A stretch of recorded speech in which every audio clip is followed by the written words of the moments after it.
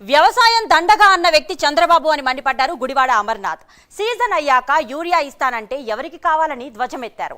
ఎవరైనా మాట్లాడితే జైల్లో వేస్తానని సీఎం బెదిరిస్తున్నారని అన్నారు. సీఎం మాట్లాడే భాష ఇదేనా అని ప్రశ్నించారు. రైతులకు న్యాయం జరిగే వరకు వైసీపీ పోరాటం చేస్తుందని గుడివాడ అమర్నాథ్ తెలిపారు. ప్రభుత్వం తాలూకా విధానం అది.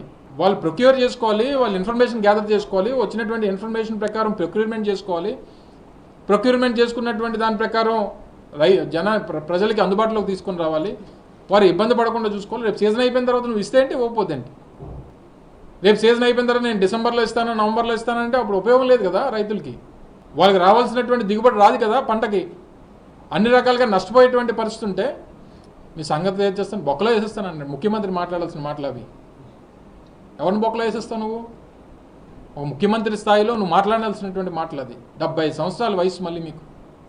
ఏమనంటే దేశంలోనే నా అంత సీనియర్ నాయకులు లేడు, నాకంట పోటుగాలు లేడు అని చెప్తారు మీరు.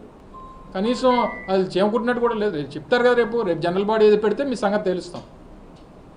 సో ఇవన్నీ అనేక సమస్యలు ఉన్నాయి. క్రాప్ ఇన్సూరెన్స్లో ఇష్యూస్ ఉన్నాయి.